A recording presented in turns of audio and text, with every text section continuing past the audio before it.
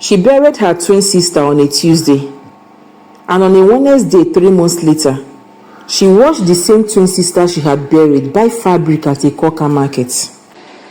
That is where this story begins. Not at the grave, not at the hospital where everything ended. Right there, in the noise and color of a Saturday market, with a face that should have been underground, looking up from a boat of Ankara and meeting Abiageli's eyes with an expression that made her forget how to breathe. Stay with me, because what I'm about to tell you is not a story about grief playing trick on a broken mind.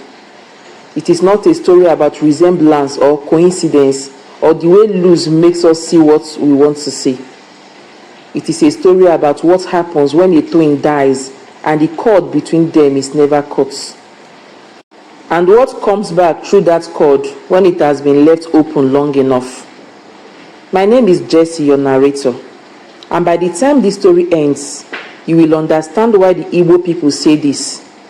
A twin is never just one person, and when one of them crosses, you do not simply grieve, you perform the rite, you sever the cord, you close the door properly. Because if you do not close it properly, something will always come back through it. Something that looks exactly like what you lost. Something that may not be. Obiageli had been a twin for 31 years. Not just in the biological sense, in every sense that mattered.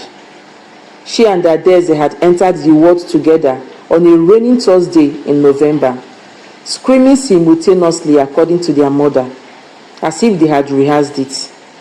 They had grown up sharing everything without resentment, because sharing with your twin is not the same as sharing with anyone else.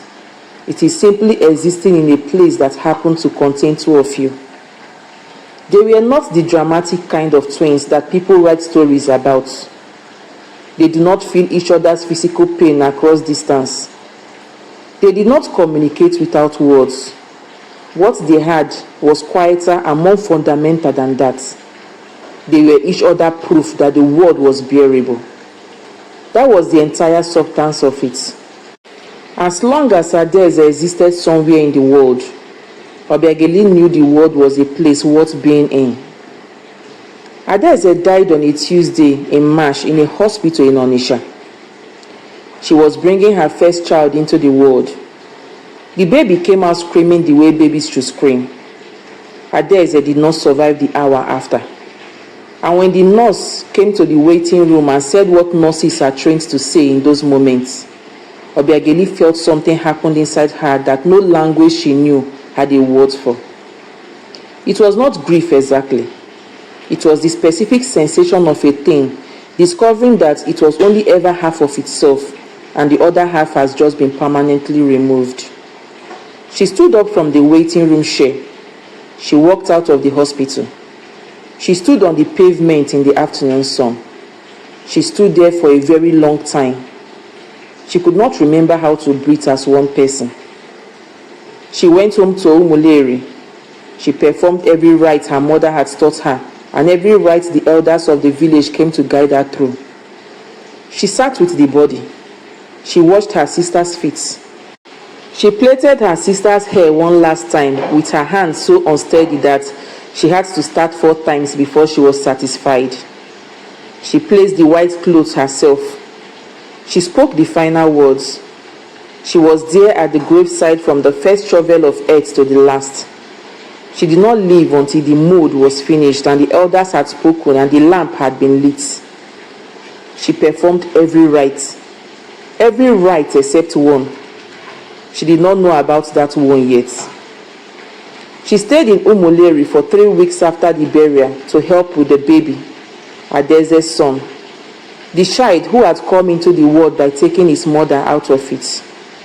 He was small and loud, and when he frowned at the light, it was with the exact expression Adeze had always used when something irritated her, and Obiageli could only hold him for a few minutes at a time before she had to put him down and go somewhere private and press her hands against her mouth.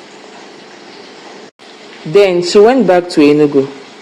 She went back to her flat and her job and the life she had been building before Tuesday in March rearranged everything. She was doing well. She told herself she was doing well. She was eating regularly and sleeping approximately and going to work and performing all the function of a person who is continuing. She told herself this was what Adaeze would have wanted. She told herself she was managing. She was managing until the Saturday morning at Ikoka market when she looked up from a store of tomato and saw her dead twin sister buying fabric 20 meters away. She did not scream. This surprised her afterward, the absence of a scream. She had always assumed that if she ever sees something impossible, she would scream.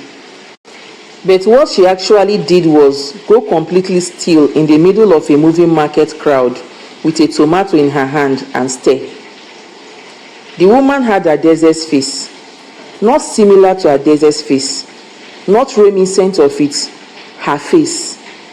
The specific arrangement of features that Obiageli had been looking at from the other side of his shared womb for 31 years. The jaw, the forehead, the way the left eyebrow sat slightly higher than the right, which Adaeze had always been self-conscious about and which Obiageli had always found beautiful. The woman was negotiating the price of this fabric with her left hand raised, palm outwards, a slight tilt of the head.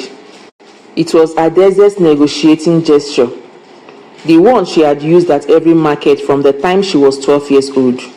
Obiageli had watched that gesture 10,000 times. She moved through the crowd fast enough to knock a basket from someone's arm. By the time she reached the fabric store, the woman was gone. The seller told her the woman had paid and walked towards the main road. He had never seen her before. He did not know her name.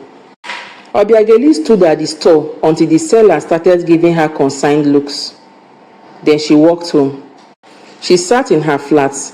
She told herself what she needed to tell herself, that grief does this, that the mind manufactures what it cannot accept losing, that she had read about this phenomenon, that it was well documented and entirely explainable, and she was not losing her mind. She was grieving, and grieving people see things. She told herself all of this very carefully and thoroughly. And then 4 days later, she saw the woman again outside the pharmacy on Okpara Avenue. Same face, same posture, the weight on the left foot, the way Adaeze had always stood. The woman was reading a medicine label with the specific frown Adaeze directed at anything written in small print. Obiageli had watched that frown applied to books, menu, legal documents and medicine bottle for 31 years. This time, she was close enough. She said the name, Adaeze. The woman looked up. And this is the moment that changed everything. Because the woman did not look at her the way a stranger looked at someone who has called them by the wrong name. She did not look confused or apologetic or mildly put out. She looked at Obiageli with an expression so specific and so familiar that Obiageli felt her knees try to give way. She looked at her the way Adaeze looked at her when she was about to say something she already knew Obiageli was not going to want to hear. The expression of someone who has calculated the conversation that is coming and has already decided how to handle it. Then the woman said, "I do not know who you are. My name is not Adaeze. You are confusing me with someone else." She walked away. Obiageli watched her go. She noticed 3 things before the crowd swallowed the woman completely. The walk was Adaeze's walk. Exact stride length, the forward lean, the way the right shoulder dropped slightly when she moved fast. She noticed that the woman was wearing a bracelet on her left wrist, a thin gold bracelet with a small charm that was identical to the bracelet Obiageli had placed on Adaeze's wrist before the coffin was closed.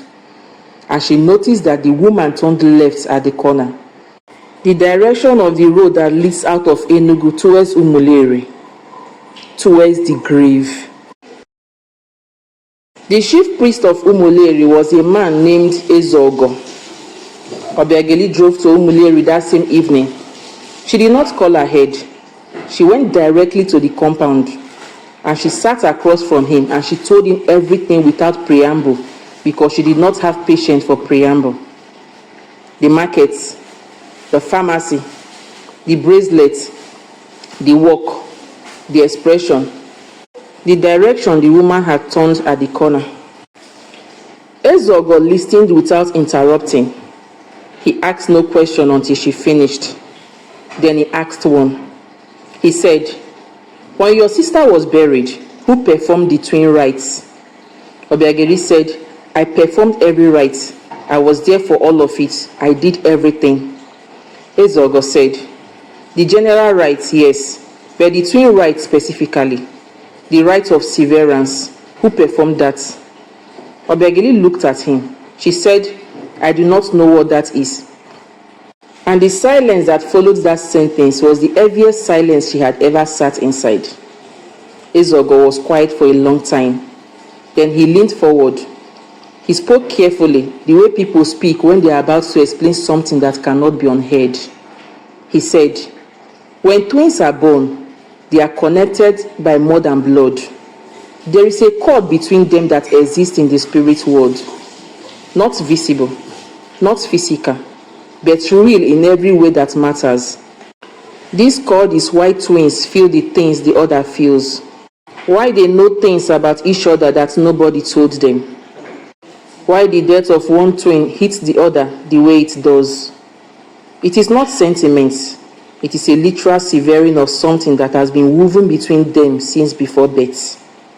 He said, "When a twin dies, there is a rite that must be performed, a specific rite for twins only, to sever that cord at the spirit end, to close the connection properly so the dead twin can move fully into the next place and the living twin can grieve cleanly."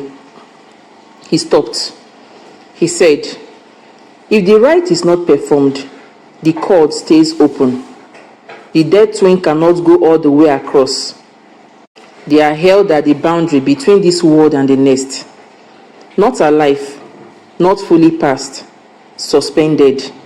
And the spirit suspended at the boundary for long enough becomes something that the spirit world cannot fully contain." He said, "It starts looking for a way back through." He said, "The cord is the door, and your sister has been standing at that door for 3 months pulling on it." Obiageli said, "The woman in the market." Ezeogo said, "It's not your sister, not entirely. What your sister found was a vessel, a person whose spirit was weak enough in his own body to be partially displaced. Your sister has been moving into that woman the way water moves into crack, slowly, over time, more of Adeze and less of whoever that woman was before." The room was very quiet. Then Obiageli said, "Whoever that woman was before, where is she now? What is happening to her?" Ezogo looked at her with the expression of someone who is going to tell the truth even though the truth is not comfortable. He said, "She is being crowded out. Every time your sister steps further in, the original occupant steps further back. If this continues long enough, there will be nothing left of the original woman. She will be entirely displaced, gone, not dead, just gone, with nowhere to go because her body is occupied." He said, "We have perhaps 2 weeks before that becomes irreversible." The rite of severance required 3 things: a personal object belonging to the dead twin, a personal object belonging to the living twin, and a meeting at the place of burial at the hour of midnight at the 3rd night of the new moon. Obiageli had the bracelet, her own bracelet, the matching one, the one she had been wearing on her right wrist since the day Adeze died because she could not bring herself to take it off and could not bring herself to put it in a drawer. She had that. She did not have Adeze's bracelet. Adeze's bracelet was on the wrist of a woman somewhere in Enugu who was slowly being pushed out of her own body by the spirit of a dead twin who did not know she was doing it. A dead twin who simply missed her life and missed her sister and had found the only door still open to her and had started walking back through it before she fully understood what she was displacing. Obiageli drove back to Enugu. She had 2 weeks. She had to find a woman she did not know the name of, whose face she knew perfectly. A woman who moved through the city with her dead sister's walk and her dead sister's gesture and her dead sister's way of being in the world. A woman who was disappearing from the inside out. She went back to the pharmacy on Okbara Avenue. She described the woman to the pharmacist. The face, the bracelet, the posture. The pharmacist said she came in regularly. She lived somewhere in New Haven area. She sometimes came in with a prescription from a doctor on Independence Avenue. Obiageli went to the doctor on Independence Avenue. She told the receptionist she was looking for a patient. She described the woman. The receptionist said she could not share patient information. Obiageli said, "I know. I am not asking for her file. I am asking if you recognize this description because I believe this woman is in danger and I need to find her before something happens to her that cannot be reversed." The receptionist looked at her for a long moment. Then she said, "Her name is Ngozi Dike. She lives on Zik Avenue. I cannot tell you more than that." It took Obiageli 2 hours of walking Zik Avenue and knocking on gates to find the right compound. The woman who opened the gate was not Adeze, she was Ngozi. Obiageli could see both of them in her face, like 2 photographs slightly overlaid on each other. The original face of a woman called Ngozi Dike that she had never met, and layered over it, moving through it, increasingly solid, the face of her dead sister. Ngozi looked at her with confusion that had Adeze's particular quality of confusion. The slight narrowing of the left eye. Obiageli said, "My name is Obiageli. I am Adeze's twin sister. And I need you to trust me right now because what I'm going to tell you is strange, but it is the only thing that is going to save you."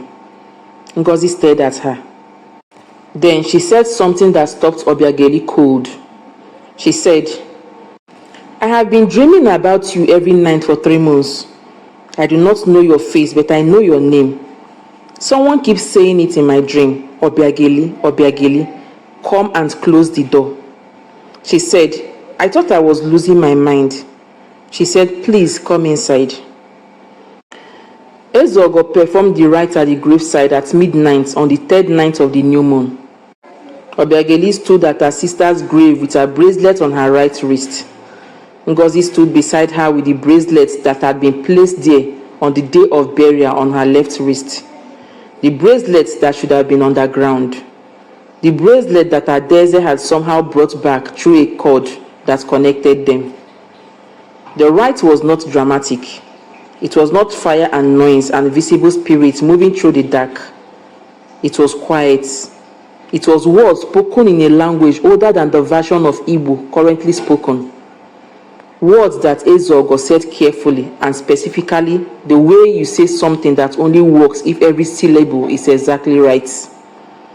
It was the sound of a cord being cut. Obiageli felt it happen. Not painfully. It did not hurt the way she expected it to hurt. It felt like the sensation of putting down something very heavy that you have been carrying for so long, you stopped noticing the weight. Something releasing from a place in her chest she had not known was still held. She exhaled. And in the space that exhale created, she felt something she had not felt since Tuesday in March. She felt Adeze. Not the desperate pulling presence that had been on the other end of the cord for 3 months. The trapped reaching presence of someone held at a boundary they could not cross. Something different. Something that felt like the word free. Something that felt like the word finally.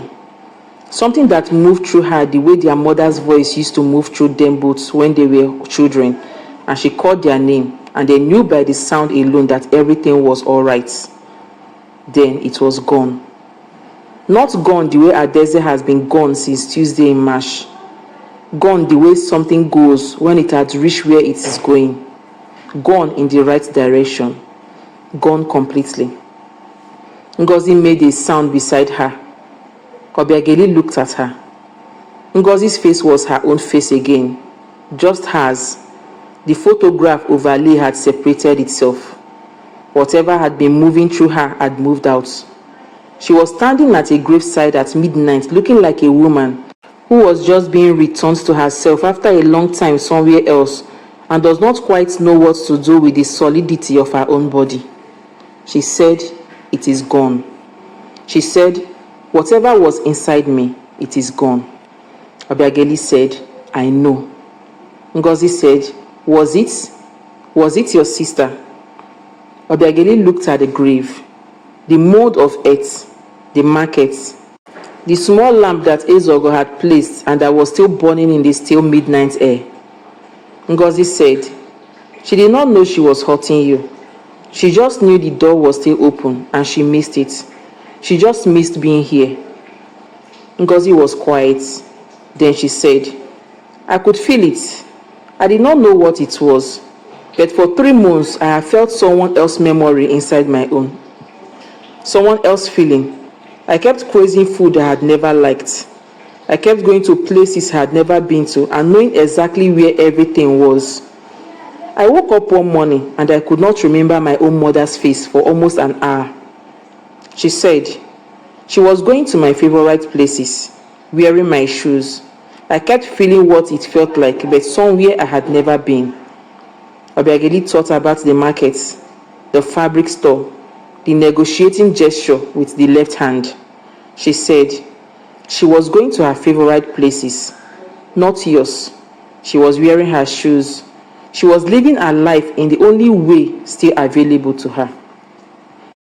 Obiageli drove back to Enugu in the early morning. She drove with the window down and the harmattan air coming in cold, and she let it come because she wanted to feel the cold and feel the road and feel the specific physical reality of being a living person in a living car in a world that was still turning. She thought about the cord. She thought about how it had felt when it released, the weight she had not known she was still carrying, the held thing becoming unheld. She thought about Adeze standing at the boundary for 3 months, unable to cross because the cord was still attached, reaching back through it, finding a door, finding a way back, not understanding what she was displacing because when you are desperate for something, you do not always see the cost of reaching for it. She thought about Ngozi Dike sleeping her own unoccupied sleep for the first time in 3 months. She thought about her sister going somewhere properly, not suspended, not reaching back, going, the way Ezogo had said it, the way everything eventually goes when the door is properly closed. She thought about the bracelet. The bracelet was underground again where she had placed it. Ezogo had taken it from Ngozi's wrist at the graveside and placed it back on the mold with words that returned it to the right place. It was where it belonged, with Adeze, in the earth that held her. Obiageli reached down with her right hand and touched the matching bracelet on her own wrist. She had worn it every day since Tuesday in March because she could not take it off and she was not ready to put it away. She was still not ready to put it away. She thought she might never be ready to put it away, and she thought that was right. She thought some things you carry, not because you cannot put them down, but because putting them down would mean accepting an absence that your body still refused to make room for. And carrying them is its own kind of presence, a way of saying, I know you are gone, I know the cord is cut, I know you are somewhere else now, but I still know how to hold the weight of you, and I am not ready to stop. They say in Umuleri that twins are not simply two people. They are a single thing that the world decided needed two bodies to contain it properly, which is why the grief of a surviving twin is different from any other grief. It is not the loss of another person. It is the loss of the part of yourself that was being kept in someone else for safekeeping. The rite of severance exists not to sever love. Love does not need to be severed. Love survived the crossing. Love is the one thing the spirit world cannot tax. The rite severs the cord so that love can travel the right direction, so that the dead twin can carry it forward into wherever forward goes, so that the living twin can carry it here, in this world, in this body, for as long as they need to. So that what moved between them after the crossing moved freely, not pulling, not reaching, not trying to come back through a door that was left open by accident, just moving the way love moves between people who cannot see each other anymore, but know with the certainty of something written before birth and after death that the other person is there, somewhere, going where they need to go, wearing their own shoes. I am Jesse, your narrator. This has been Whispers of the Forbidden, where some stories were never meant to be told but needed to be. For more of this story, please do not forget to subscribe to this channel and turn on your notification bell, because more of this kind of stories are waiting.